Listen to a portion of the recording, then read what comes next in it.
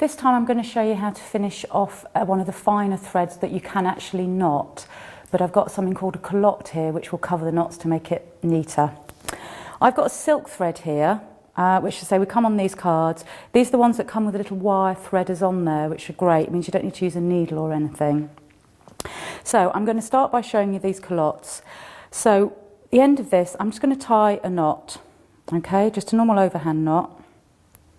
But I want it a little bit bigger than that, so I'm going to do another knot on top of it, just so it's a bit chunkier for the culotte to grip onto. So I've just got a bigger knot there. I'm going to trim the end off first. You can always trim the end off afterwards, but I find it easier to do it first. So I've really just got a thread with a kind of blob on the end. These culottes are like little oyster shells with a kind of loop that comes out of one side.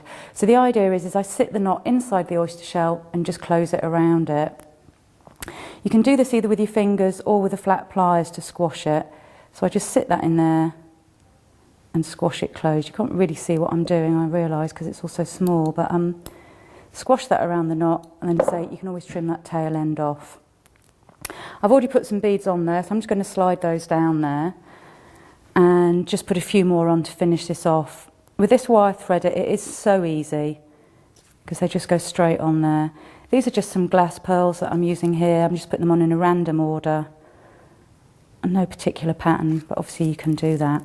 So once you've got it long enough, we need to put a culotte on the other end.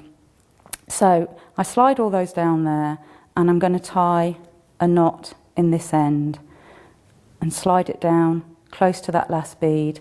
Again, I'm going to do a second knot just to make it a little bit chunkier.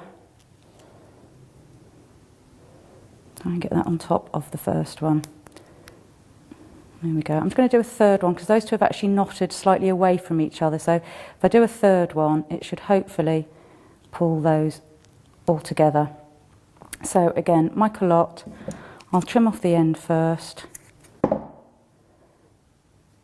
and put my culotte over there. Squash it with my fingers. I'm going to give it a little squash with the pliers just to make sure it's more secure.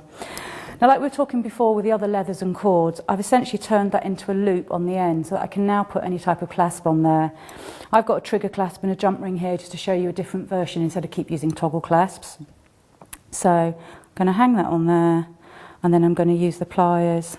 Should really be the round ones, but these are so little, just to close that up. So that goes on one end, then I need a jump ring on the other end.